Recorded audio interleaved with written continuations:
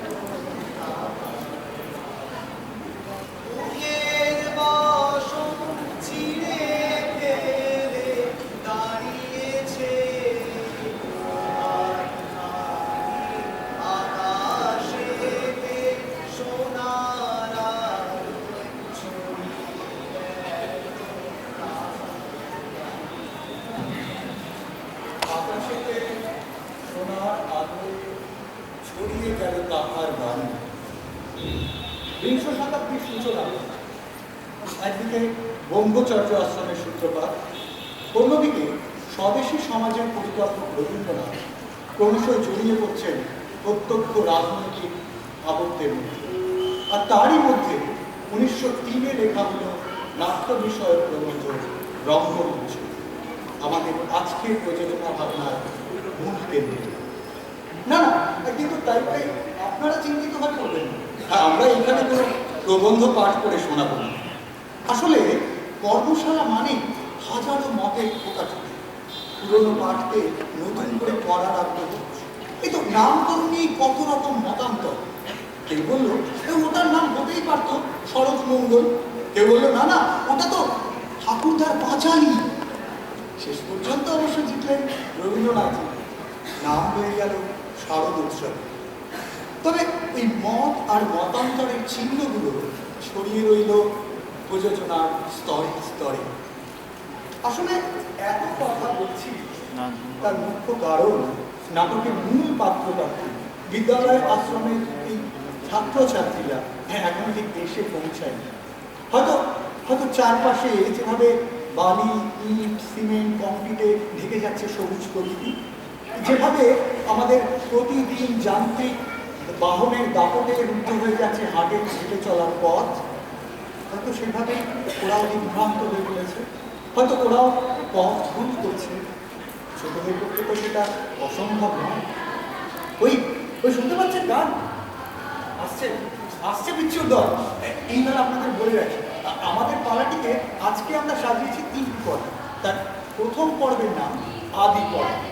আপনি শুনুন, এই হ্যালোজেন, মঞ্চ, মাইক এইসবের মধ্যে দাঁড়িয়ে মনে মনে ভেতরের রাস্তা দিয়ে আমরা চলে যাই সেই বেদশিনী নদীর ধারে, যেখানে ঠাকুরদার পাঁচালী নিয়ে মেতে উঠেছে শরদোৎসবে খুদে বিচ্ছুর দল। আমি তাহলে যাই।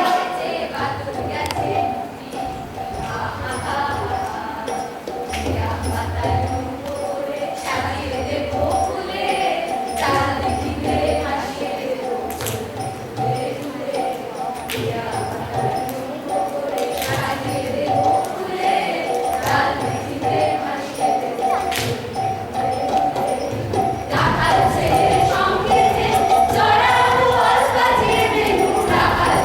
you.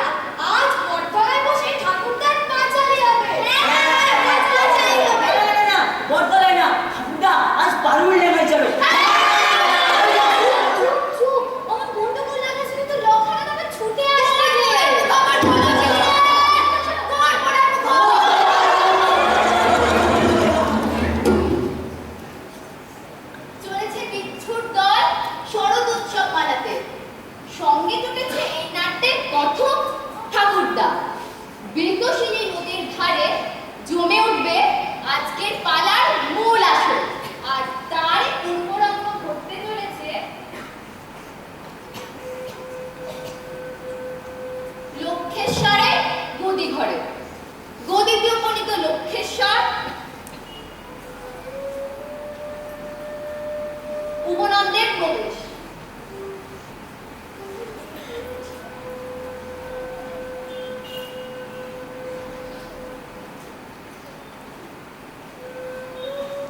কিরে, তোর প্রভু কিছু টাকা পাঠিয়ে দিলে? এখনো অনেক পাওনা বাকি। কাল রাত্রে প্রভুর মৃত্যু হয়েছে। মৃত্যু? মৃত্যু হলে চলবে কেন? আমার টাকাগুলোর কি হবে? তার তো কিছুই নেই। তিনি যে বিনা কাজে উপার্জন করে তোমার ঋণ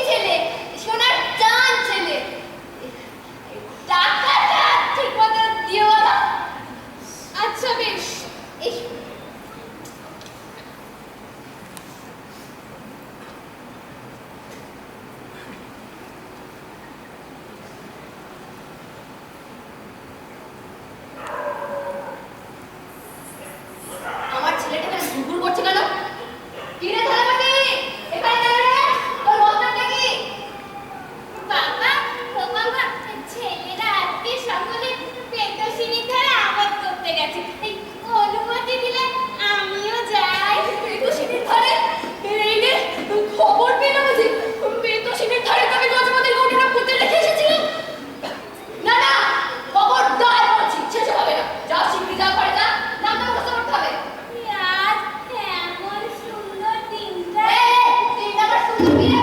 এইরকম বুদ্ধি মাথায় ঢুকলেই ছোটটা পড়বে আর বিদা হয় না।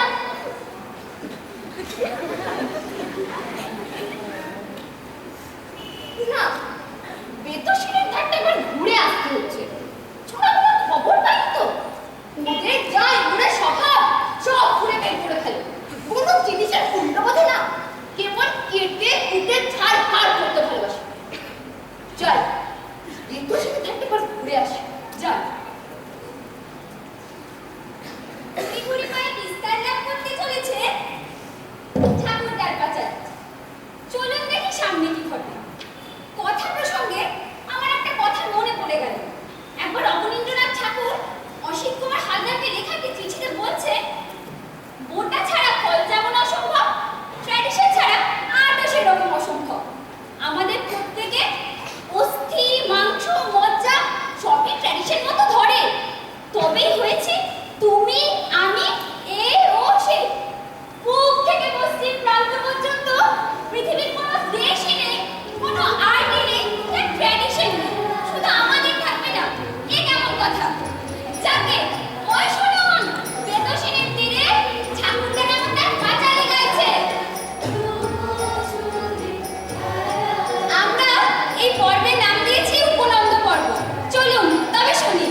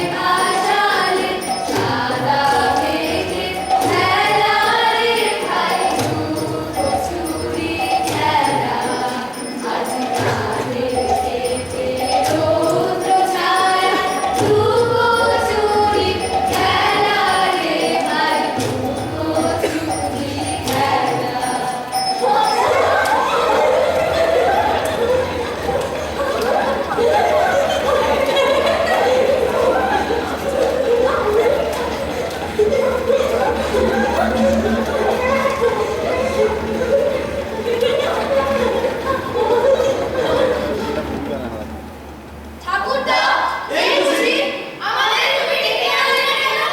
তোমার সঙ্গে আই, জন্মের মতন। এত বড় দণ্ড, নিজেরা দোষ করে আমাকে শাস্তি। আমি তোদের ডেকে আনবো না, তোরা আমাকে ডেকে বাইরে টেনে আনবি রে? না ভাই, আর ঝগড়া না।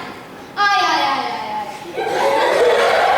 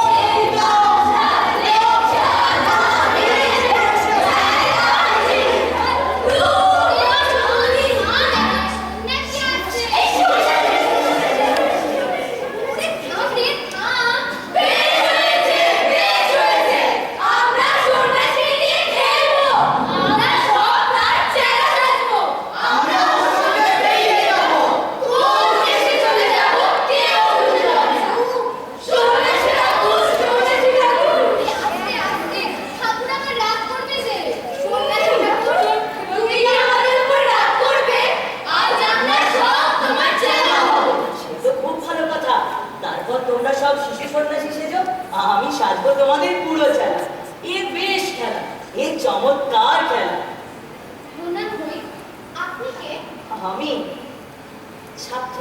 ছাত্র? হ্যাঁ, পুঁথিপত্র সব পড়াবার জন্য বের হয়েছে। ও ঠাকুর, বুঝেছি। বিদ্যের বোঝা সমস্ত ছেড়ে ফেলে দিয়ে দিব্যি একেবারে হালকা হয়ে সমুদ্রে পাড়ি দেবে। হ্যাঁ, চোখের পাতার উপর পুঁথির পাতাগুলো আড়াল হয়ে খাড়া হয়ে দাঁড়িয়েছে, সেগুলো খসিয়ে ফেলতে চায়। বেশ বেশ, আমাকে একটু পায়ের ধুলো দেবেন। প্রভু, আপনার নাম বোধ করে শুনেছি। আপনিই তো স্বামী অপূর্বানন্দ। সন্ন্যাসী ঠাকুর, ঠাকুরটাকে মিথ্যে বলছেন। এমনি করে আমাদের ছুটি পড়ে যাবে। ঠিক বলেছো বৎস, আমারও ছুটি ফুরিয়ে আসছে। তোমার কতদিনের ছুটি? খুব অল্প দিনে। আমার গুরুমশাই তাড়া করে বেরিয়েছেন, তিনি বেশি দূরে নেই, এই এলেন বলে। তোমারও গুরুমশাই? সন্ন্যাসী ঠাকুর, চলো, আমাদের যেখানে হয় নিয়ে চলো, তোমার যেখানে খুশি। আমিও পিছনে আছি ঠাকুর, আমাকেও ভুলো না। ঠিক আছে। আহা, ওই ছেলেটিকে এমন দিনও পুঁথির মধ্যে ডুবে রয়েছে। উপনন্দ! ভাই উপনন্দ, এসো ভাই, আমরা আজ সন্ন্যাসী ঠাকুরের চেলা সেজেছি। তুমিও চলো আমাদের সঙ্গে, তুমি হবে সর্দার চেলা। না ভাই, আমার কাজ আছে। কিছু কাজ নেই, তুমি এসো। আমার পুঁথি নকল করতে অনেকখানি বাকি আছে। সে বুঝি কাজ, ভারী তো কাজ। ঠাকুর, তুমি ওকে বলো না, ও আমাদের কথা শুনবে না। উপনন্দকে না হলে মজা হবে না।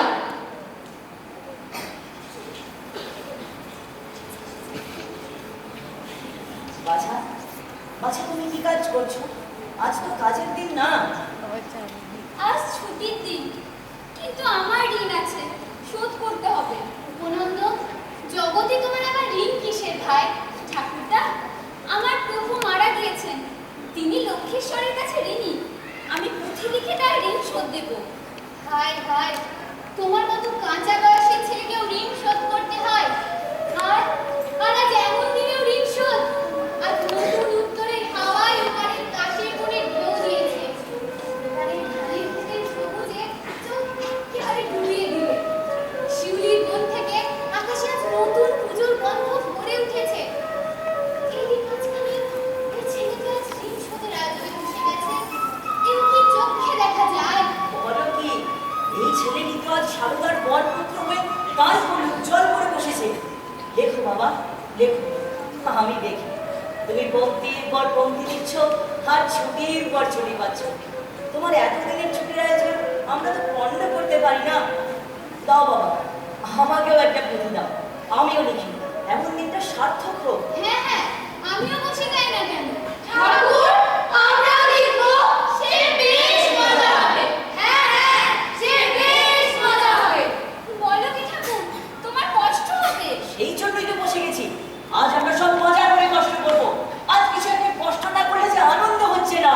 হ্যাঁ হ্যাঁ, নইলে মজা কিসের? দাও দাও, আমাকে একটা পুঁথি দাও, আমাকে একটা দাও না। তোমরা পারবে তো ভাই? খুব পারবো।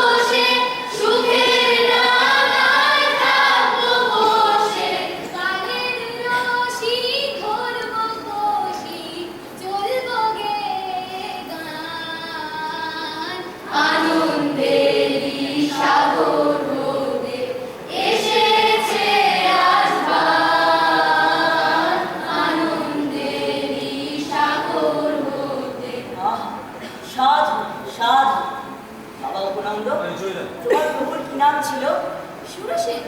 সুরসেন? বীণাচার্য? হ্যাঁ ঠাকুর, তুমি তাকে জানতে? আমি তো তার বলে শুনবো আশা করি এখানে এসেছিলেন। তার কি এত খ্যাতি ছিল? তিনি কি এত বড় গুণী?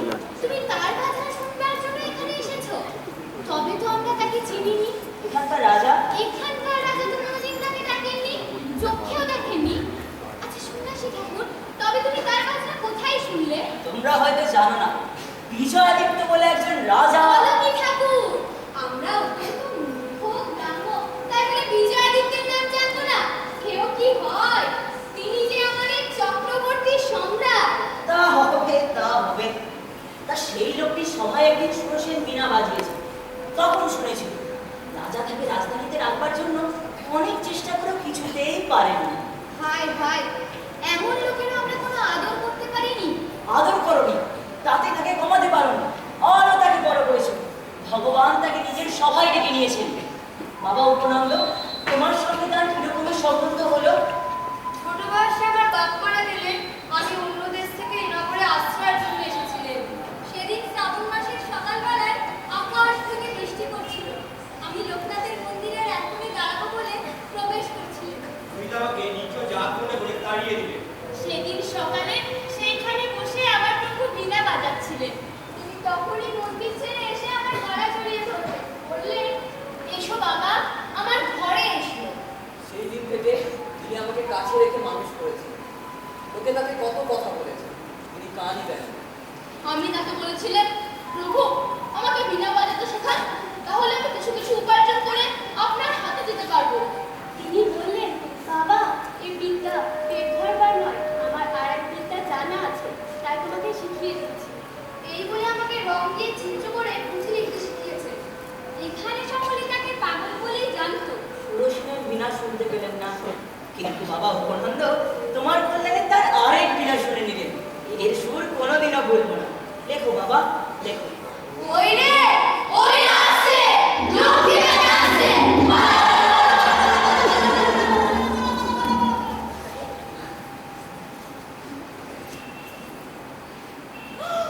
সর্বনাশ! যেখানটিতে কৌটো পুঁতে রেখেছিল উপনন্দ যে ঠিক সেখানটিতেই সে বসে গেছে। নিশ্চয় আমার গজমতের খবর পেয়েছে। একটা সন্ন্যাসীকে কোথা থেকে জুটিয়ে এনেছে দেখছি। সন্ন্যাসী হাত ছেড়ে জায়গাটা বের করে দেবে। উপনন্দ, কি এখানে কি করতে আসছিস? ওর এখান থেকে অমন করে চোখ রাখাও কেন? এ কি তোমার জায়গা নাকি? এটা আমার জায়গা কিনা সে কথা তোমার দরকার কি হে বাবু? আমি বলি সত্যি বুঝি প্রভু ঋণ শোধ করার জন্য ছোড়াটা আমার কাছে এসেছে। কেন না সেটা রাজার নাম আছে। আমি তো সেই জন্য এখানে পুঁথি লিখতে এসেছি। সেই জন্যই এসেছে বটে। আমার বয়স কত আন্দাজ করেছে বাবু? আমি কি শিশু? কেন বাবা, তুমি কি সন্দেহ করছো? কি সন্দেহ করছি? তুমি তো কিছু জানো না।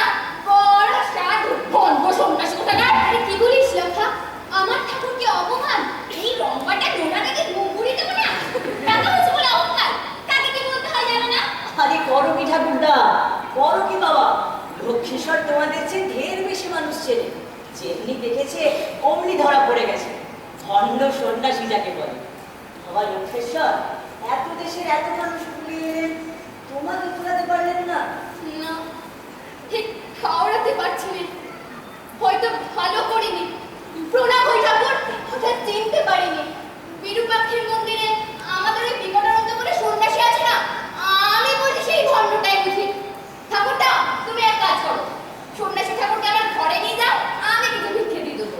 তোমরা চলো, আমি বলছি। আহা হা, তোমার বড় দয়া। তোমার ঘরের এক মুঠো চাল নেবার জন্য ঠাকুর সাত সিন্ধু পেরিয়ে এসেছেন কিনা। বলো কি ঠাকুরদা, যেখানে এক মুঠো চাল পাওয়া দুর্লভ, সেখান থেকে সেটিকে নিতে হবে বই কি? চলো বাবা লক্ষ্মীশ্বর, তোমার ঘরে চলো। হ্যাঁ হ্যাঁ, আমি যাচ্ছি, তোমরা এগো। উপনন্দ, তুমি আগে ওখান থেকে ওঠো, তোমরা তোমার পুঁথিপত্র। আচ্ছা, তবে উঠলেন, কিন্তু তোমার সঙ্গে আমার আর কোনো সম্বন্ধ রইল না। না রইলে যে বাঁচি বাবা, আমার সম্বন্ধে কাজ কি? এতদিন তো আমার বেশ চলে যাচ্ছিল। আমি যে ঋণ স্বীকার করেছিলেন, তোমার কাছে এই অপমান সহ্য করে তার থেকে মুক্তি গ্রহণ করলেন। ব্যাস, চুকে গেল। চুপকে গেল। ওরে, সব পরশুয়ার আছে কোথা থেকে? এই যে উপনন্দ যে ভালো ছিল, রাজা আমার গজমতের খবর পেলে নাকি? এখন কি করি?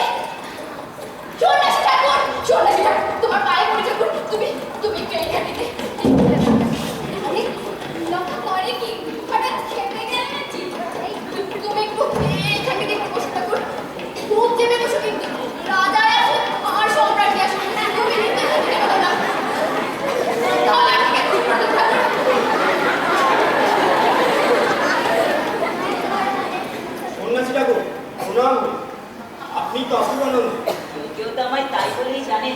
আপনার অসামান্য ক্ষমতার কথা চারিদিকে রাষ্ট্র হয়ে গেছে। আমাদের মহারাজ সোমপাল আপনার সঙ্গে দেখা করতে ইচ্ছা করে। যখনই আমার প্রতি দৃষ্টিপাত করবেন তখনই আমাকে দেখতে পাবেন। আপনি যদি তাহলে একবার আমি একজনের কাছে প্রতিশ্রুত আছি, আমি এইখানে অচল হয়ে বসে থাকি। কাজেই আমার মতো অকিঞ্চন অবলম্বন্য কেউ তোমাদের রাজার যদি বিশেষ প্রয়োজন হয়ে থাকে তবে তাকেই এখানে আসতে হবে। রাজ্যদান অতি নিকটেই, ওখানেই তিনি অপেক্ষা করছেন। নিকটেই হয় তবে তো দান আসতে কোনো অসুবিধা বোধ করিলে। যে আগে তবে ঠাকুরের ইচ্ছে থেকে জানাই কি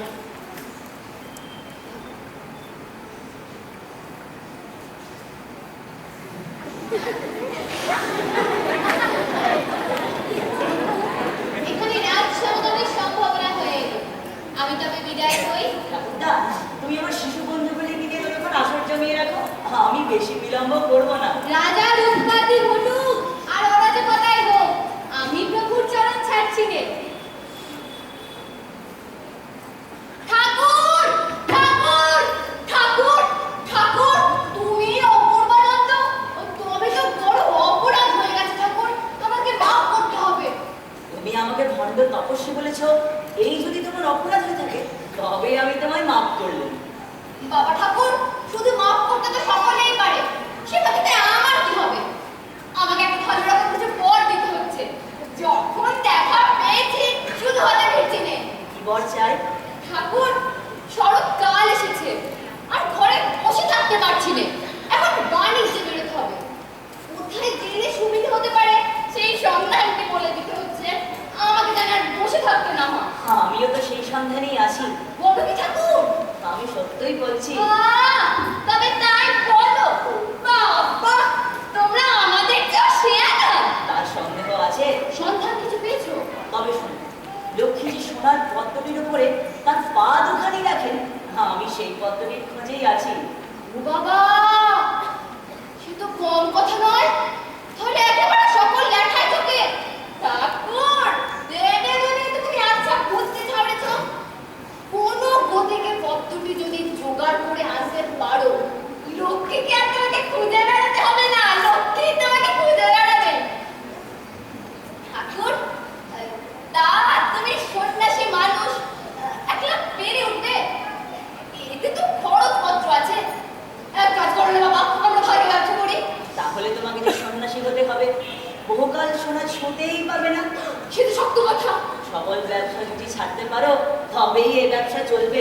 শেষকালে দুপুর যাবে না তো ঠাকুর, সত্যি বলছি। কারো কথায় বড় সহজে বিশ্বাস করি না, কিন্তু তোমার কথাটি কেমন মনে লাগছে। আচ্ছা আচ্ছা রাজ, তোমার জেলাই হবে। ওই রে, রাজা আসছেন। আমি তো রাজা ছাড়াই।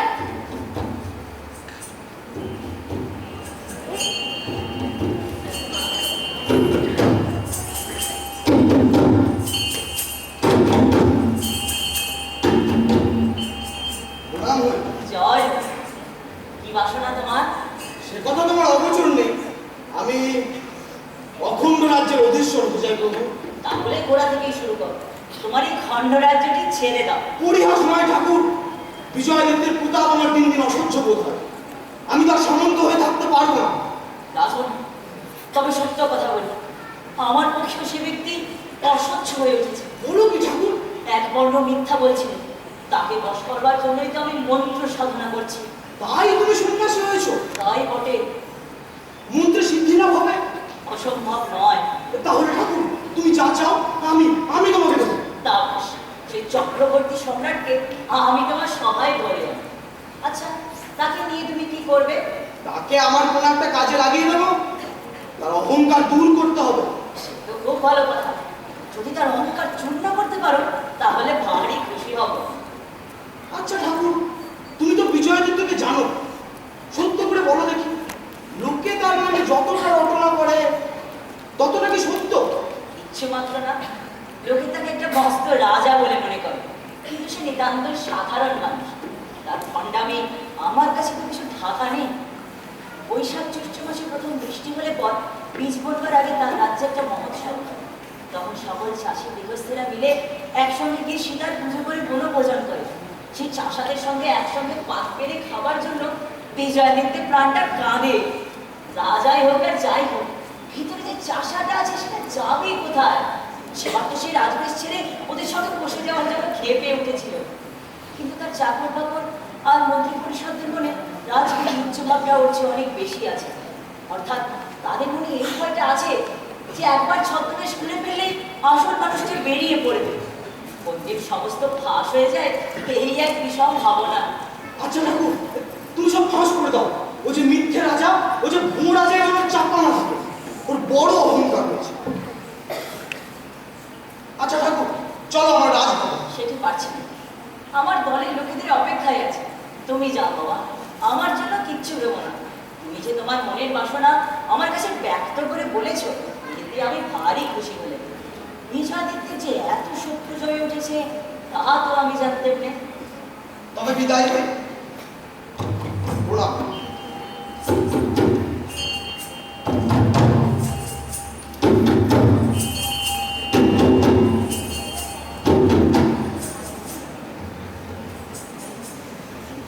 আমরা পালার একেবারে শেষ প্রান্তে এসে দাঁড়িয়েছি। এইখানে মূল সমস্যা হচ্ছে সম্রাট বিজয়াদিত্য। এইবার এইটাই শুনবার পালা। আদি পর্ব এবং উপনন্দ পর্বের পর আমরা এই পর্বের নাম রেখেছি বিজয়াদিত্য পর্ব। এই প্রসঙ্গে একটা ইতিহাস বলতে ইচ্ছে করছে। তা হলো 1922 সালে 16ই সেপ্টেম্বর কলকাতায় অভিনীত শারদোৎসবের নিখুঁত একটি মঞ্চসজ্জার বর্ণনা দিয়েছেন অবনীন্দ্রনাথ ঠাকুর। তিনি বলছেন, পেছনে দেওয়া হলো নীল বনাতটি। প্রকাণ্ড একটা সোনার ছত্র ছিল, বেশ ঝিকঝিকে আসামের অগ্র দেওয়া। সেটাকে পেছনে টানিয়ে দেওয়া যায়। নীল আকাশের তলায় সেটিকে বেশ চমৎকার দেখাতে লাগছিল। কিন্তু রবি কাকার তেমন পছন্দ হলো না। তিনি বললেন, রাজছত্র কেন আবার? বেশ ঝকঝকে পরিষ্কার একটা স্টেজ থাকবে বলে সেটিকে খুলে ফেললেন। আমাদের আজকের পালাটিও এইরকমই একটি ভাবনার বাচ্চা প্রকাশ মাত্র। তবে চলুন শুনি বিজয়াদিত্য পর্ব।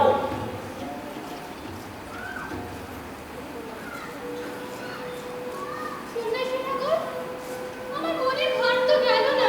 কি হলো বাবা? আমি মনে করেছিলাম লক্ষ্মীশ্বর যখন আমাকে অপমান করেছে তখন তার কাছে আমি আর ঋণ স্বীকার করব না, তাই ঘরে ফিরে গিয়েছিলেন। কিন্তু সেখানে গিয়ে প্রভুর বীণা থেকে তার ধুলো ছাড়তে গিয়ে তার গুলি বেজে উঠল। অগ্নি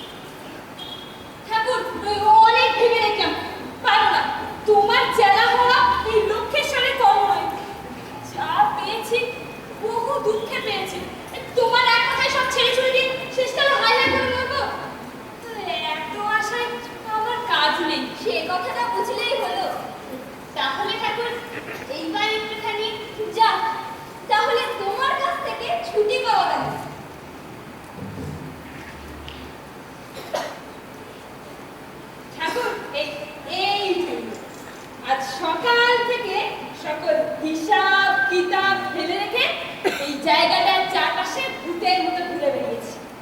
এই যে গজমুখী, এ আজ আমি তোমাকেই প্রথম দেখালেন। না, হলো না। তোমাকে যে এত বিশ্বাস করলেন, তবু এটা একবার তোমার হাতে তুলে দিন, এমন শক্তি আমার নেই। আচ্ছা আচ্ছা ঠাকুর, তুমি বিজয়াদিত্যকে বিশ্বাস করো? সব সময় কি তাকে বিশ্বাস করা যায়? সেই তো মুশকিল হয়েছে। আমি দেখছি এটা মাটিতে কোথায় থাকবে, হঠাৎ কোন দিন মরে যাব, এটা সন্ধানও পাবে না। রাজাও না, সম্রাটও না, ওই মাটি সব ফাঁকি দিয়ে নেবে, তোমাকেও নেবে, আমাকেও নেবে। জানি কে, কিন্তু আমার কি বলে ভাবনা হয়, আমি মরে গেলে পর কোথা থেকে কে এসে এই জায়গাটা ঘুরতে ঘুরতে এটা পেয়ে যাবে।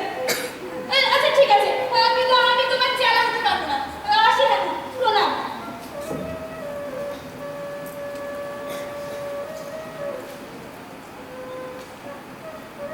ঠাকুরদা, আজ অনেকদিন পরে একটি কথা খুব স্পষ্ট বুঝতে পেরেছি, সেটি তোমাকে খুলে না বলে থাকতে পারছি না। আজ স্পষ্ট প্রত্যক্ষ দেখতে পাচ্ছি জগৎ আনন্দের ঋণ শোধ করছে। বড় সহজে করছে না, তার নিজের সমস্ত শক্তি দিয়ে সমস্ত ত্যাগ করে করছে। সেই জন্যে ধানের ক্ষেত এমন সবুজ ঐশ্বর্যে ভরে উঠেছে, মেঘশিনী নির্মল জল এমন কানায় কানায় পরিপূর্ণ। কোথাও সাধনার এতটুকু বিশ্রাম নেই, সেই জন্যে এত সৌন্দর্য। একদিকে অনন্ত ভান্ডার থেকে কেবলই ঘুরে দিচ্ছে, আরেকদিকে কঠিন দুঃখে তারই সহ্য হচ্ছে। সেই দুঃখের আনন্দ এবং সৌন্দর্য যে কি, সে কথা তোমার কাছে পূর্বেই শুনেছি। প্রভু কেবল এই দুঃখের জোরেই দেওয়ার সঙ্গে নেওয়ার এবং সমান মিলন কি এমন সুন্দর হয়ে উঠেছে। ঠাকুরদা, যেখানে আলস্য, যেখানে কৃপণতা, যেখানে ঋণ শোধে ধীরে থেকে যাচ্ছে, সেইখানেই সমস্ত কুশ্রী, সমস্ত অব্যবস্থা। এইখানে যে এক পক্ষে কম করে যায়, অন্য পক্ষের সঙ্গে মিলন পুরো হতে পারে। লক্ষ্মী যখন মানবের মন্তলোকে আসে, তখন দুঃখিনী হয়েই আসে। তার সেই সাধনার তপস্বিনী বেশে ভগবান মুগ্ধ হয়ে আছে। শত দুঃখেরই দলে তার সেই সোনার পদ্ম সংসারে ফুটে উঠেছে। সেই খবরটি আজ ওই উপনন্দের কাছ থেকেই পেয়েছি। ঠাকুরদা, আর তো দেরি করলে চলবে না, লোকজন সব জুটতে আরম্ভ করেছে। পুত্র দাও, ধন দাও করে আমাকে একেবারে মাটি করে দেবে। ওই দেখছো না, ঝাঁপিয়ে ঝাঁপিয়ে মানুষ আসছে। ছেলেগুলিকে এবার ডাকো, তারা ধনও চায় না, পুত্রও চায়। তাদের সঙ্গে খেলা জুড়ে দিলে পুত্র ধনের কাদাল আমাকে একেবারে ত্যাগ করবে। ছেলেদের আর ডাকতে হবে না, ওই যে আওয়াজ পাওয়া যাচ্ছে, ওই এলো বলে।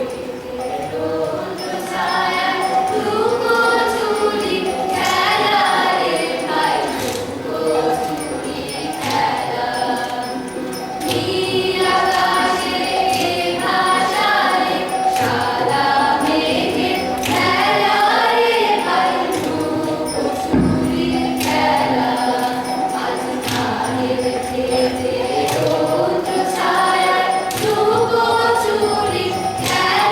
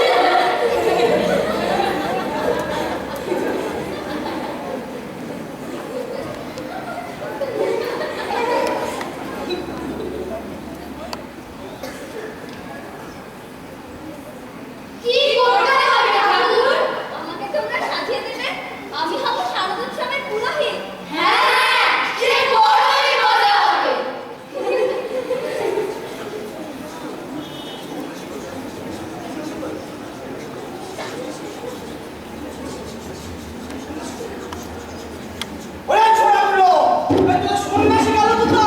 ওই বাবা, তোমাদের সন্ন্যাসী লোক কোথায়? এই তো আমাদের সন্ন্যাসী। ও তোদের খেলার সন্ন্যাসী, সত্যিকার সন্ন্যাসী গেলেন কথা। সত্যিকারের সন্ন্যাসীকে সহজে পেলে আমি এই ছেলেদের সঙ্গে মিলে সন্ন্যাসী সন্ন্যাসী খেলছি। ও তোমার কি রকম খেলা না? ওতে যে অপরাধ হবে। হ্যালো দিদি, ও তোমার জটা মোটা সব ভালো। আমার গেরুয়া পড়েছেন, জটাও ফেলবো, গেরুয়াও ছাড়বো, সবই হবে। খেলাটা সম্পূর্ণ হয়ে যাক। তবে যে কে একজন আমাদের বললে একজন সন্ন্যাসী এইছেন। যদি বা এসে থাকে তাকে দিয়ে তোমাদের কোনো কাজ হবে না। কেন? সে ভণ্ড নাকি? তা নয় তো কি? বাবা, তোমার চেহারাটা কিন্তু খুব সুন্দর। মন্ত্রদণ্ড কিছু শিখেছো? শেখার ইচ্ছে তো আছে, কিন্তু শেখায় কে? একটা লোক আছে বাবা, একটা লোক আছে। লোকটা বেকার সিদ্ধ। একবার একটা লোকের ছেলে মারা যাচ্ছিল, তার বাপটা ধরে পড়তেই লোকটা করলে কি, সেই ছেলেটার প্রাণ পুরুষকে একটা নেটে বাঘের মধ্যে চালান করে দিলেন। বললে বিশ্বাস করবে না, ছেলেটা বলো বটে, কিন্তু পাল্টা আজও দিবি পেয়েছে। আমার সম্পত্তি সচোখে দেখে এসছে, বাপকে মারতে গেলে বাপ লাঠি লাগে ছুটে আসেন, দুবেলা চাবল খাইয়ে বাপটা খাওয়া দূর হয়ে গেল। এই বিদ্যা যদি শিখতে চাও তো সেই লোকের কাছে যাও। ওরে চল রে চল, তখনই বলেছিল সন্ন্যাসী ফন্যাসী কিচ্ছু না। আজকালকার দিনে কি আর সেরকম যোগ বল আছে? বটে বটে, সে তো সত্যি কথা বটে। কিন্তু আমাকে যে কালুর মা বললেন যে ভাব আমাকে নিজের চোখে দেখে এসে সন্ন্যাসী এক টুকরা গাঁজা টেনে যেমনি করে উপর করলেন, অমনি তার মধ্যে থেকে এক ভার মদ আর একটা মরার কথা খুলে বেরিয়ে পড়লো। বলো কি? নিজের চোখে দেখেছে? হ্যাঁ গো, হ্যাঁ, নিজের চোখকে দেখেছে বলছি। আছে রে আছে, সিদ্ধ পুরুষ আছে। ভাগ্যে যদি থাকে তবে তো দেখা মিলবে। এটা চল না ভাই, ওর দিকে গেলা একবার দেখে আসি কি। চল চল চল চল চল চল। ও নাও তাহলে এবার অর্ঘ সাজানো যাক।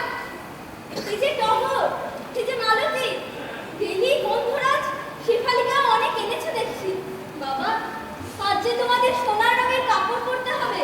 সোনার রঙের কাপড় কেন ঠাকুর?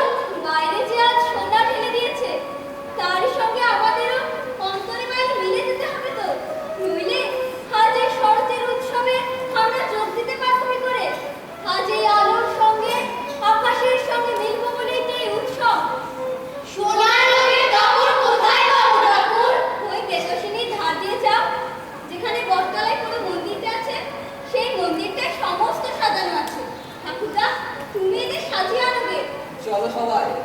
বেঁধেছি কাশের গুচ্ছ, আমরা বেঁধেছি কাশের গুচ্ছ, আমরা গেঁথেছি শেফালি মালা, নবীন ধানের মঞ্জরি দিয়ে সাজিয়ে এনেছি ডালা। বেঁধেছি কাশের গুচ্ছ, আমরা বেঁধেছি কাশের গুচ্ছ। এসো গো শারদ লক্ষ্মী, তোমার শুভ্র মেঘের রথে এসো, নির্মল নীল পথে এসো, দ্রৌত শ্যামল আলো ঝলমল মনোগিরি পর্বতে এসো।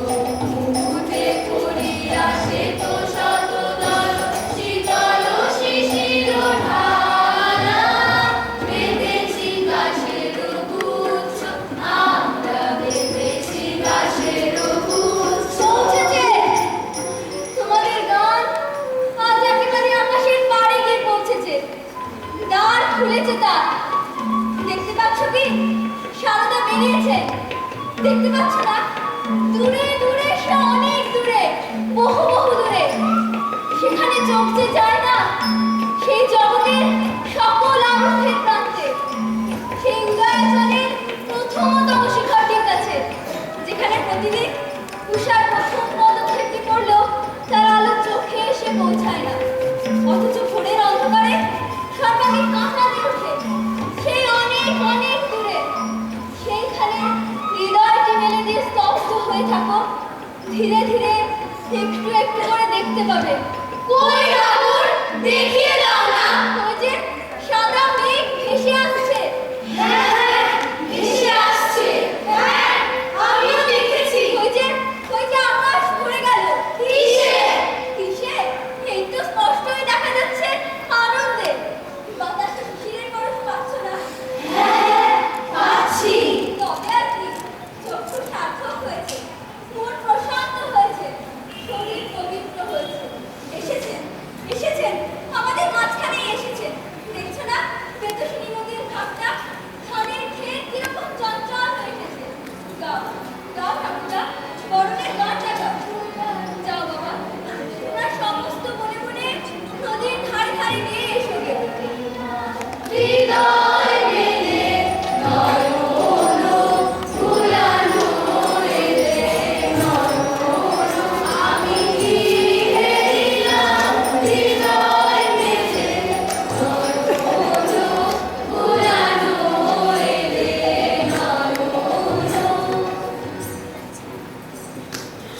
এ কি হলো? লতা গেরুয়া ধরেছে যে।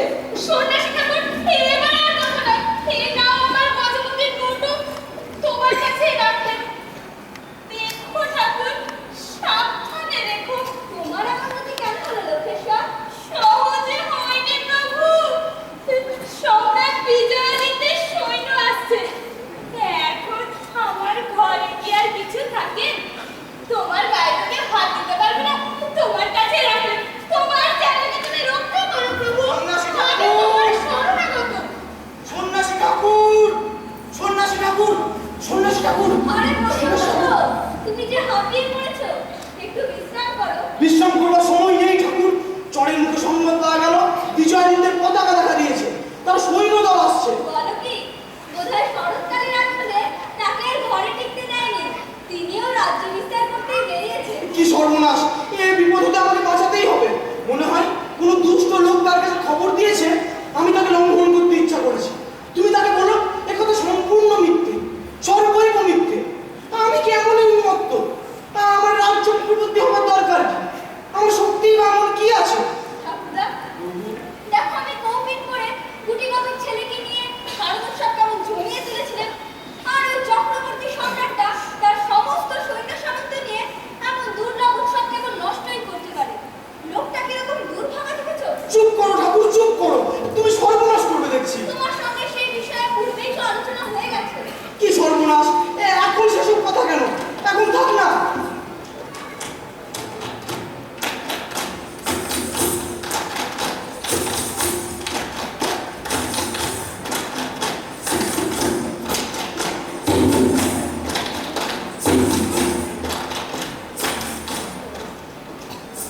জয় হোক মহারাজা ধীরাজ চক্রবর্তী বিজয়াদিত্য। জয় হোক মহারাজা ধীরাজ চক্রবর্তী বিজয়াদিত্য। আরে করেন কি? আমাকে পরিহাস করছেন নাকি? আমি বিজয়াদিত্য নই, আমি তার চরণাশ্রিত সামন্ত সোমপাল।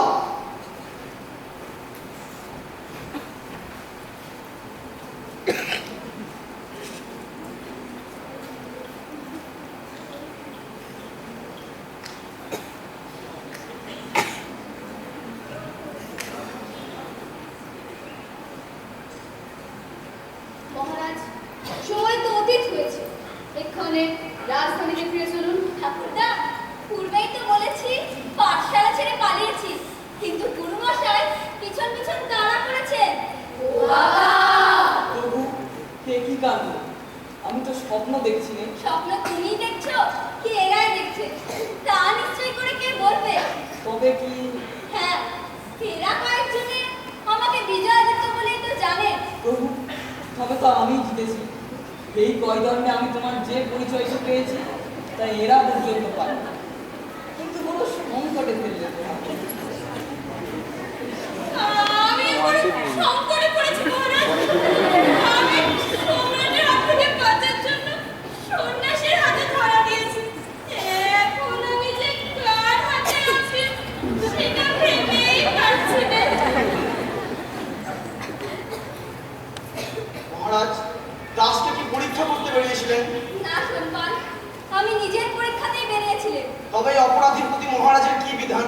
বিশেষ কিছুই না, তোমার কাছে যে কয়টা বিষয় আছি সে আমি সেরে দিয়েই যাবো। আমার কাছে আবার প্রতিশ্রুত। তার মধ্যে একটা তো উদ্ধার করেছি। বিজয়াদিত্য যে তোমাদের সকলের সমান, সে যে নিতান্ত সাধারণ মানুষ, সেটা তো ফাঁস হয়ে গেছে। এখন তোমার একটা কিছু কাজ করে দিয়ে যাবো, এই প্রতিশ্রুতিটি রক্ষা করতে হচ্ছে। বিজয়াদিত্যকে আজই তোমার সবাই হাজির করে দেবো। তাকে দিয়ে কি কাজ করতে চাও বলো? তাকে দিয়ে আমার অপরাধ মার্জনা করাতে। তা বেশ কথা। আমাকে যদি সম্রাট বলে মানো, তবে আমার সম্মতে তোমার যা কিছু অপরাধ সে রাজকার্যের ত্রুটি। মহারাজ, আপনি যে শরতের বিজয় যাত্রায় বেরিয়েছেন, আজ তার পরিচয় পাওয়া গেল। আজ এমন হার আনন্দে হেরেছি, কোনো যুদ্ধে এমনটি ঘটতে পারত না। আমি যে আপনার অধীন, এই গৌরবই আমার সকল যুদ্ধ জয়ের চেয়ে বড় হয়ে দাঁড়িয়েছে।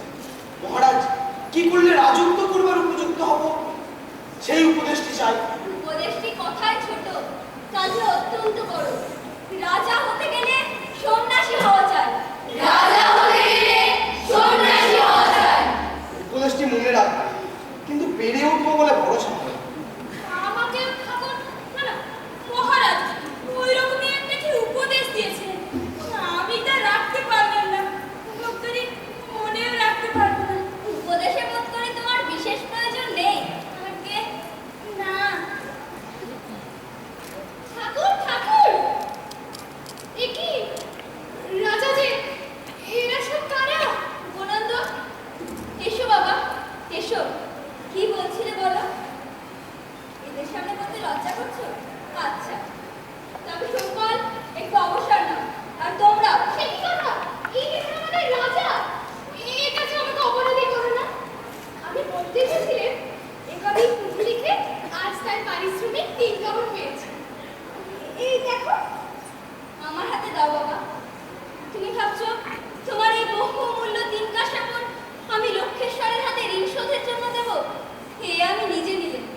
আমি এখানে সারদার উৎসব করেছি, সে আমার তারই দক্ষিণা। কি বলো বাবা? ঠাকুর তুমি নেবে? নেবো বই কি?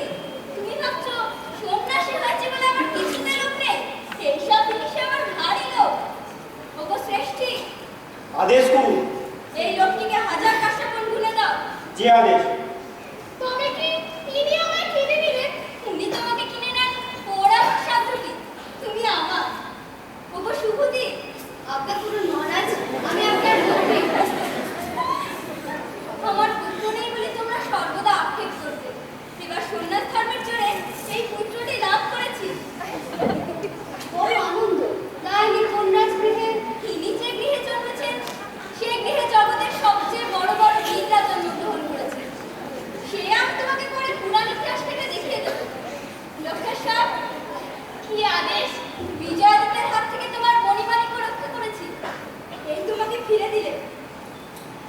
মহারাজ, যদি গোপনে ফিরিয়ে দিতেন তাহলেই যথাযথ রক্ষা করতেন। এখন রক্ষা করে কে? বিজয়াদিত্য স্বয়ং রক্ষা করবেন, তোমার ভয় নেই। কিন্তু তোমার কাছে কিছু প্রাপ্য আছে। সর্বনাশ করবে।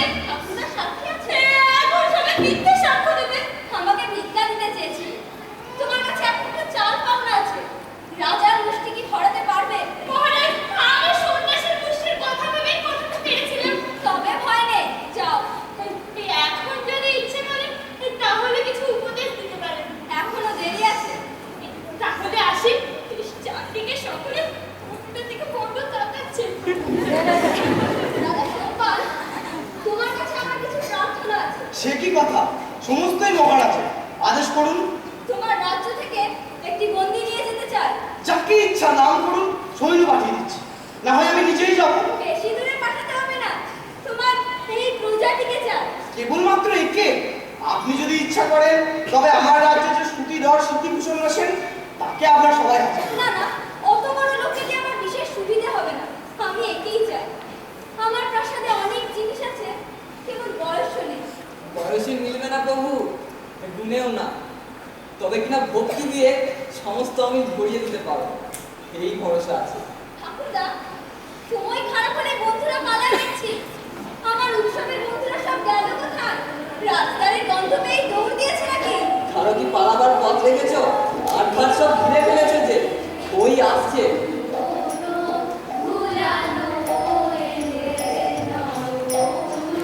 আমি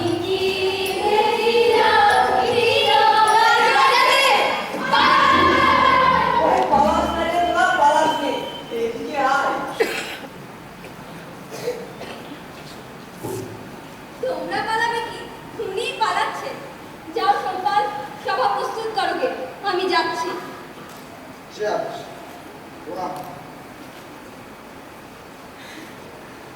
আমরা বনে পথে সব জায়গায় গান গেয়ে এসেছি। এইবার এখানে গান শেষ করি। হ্যাঁ ভাই, তোরা ঠাকুরকে প্রদক্ষিণ করে গানটা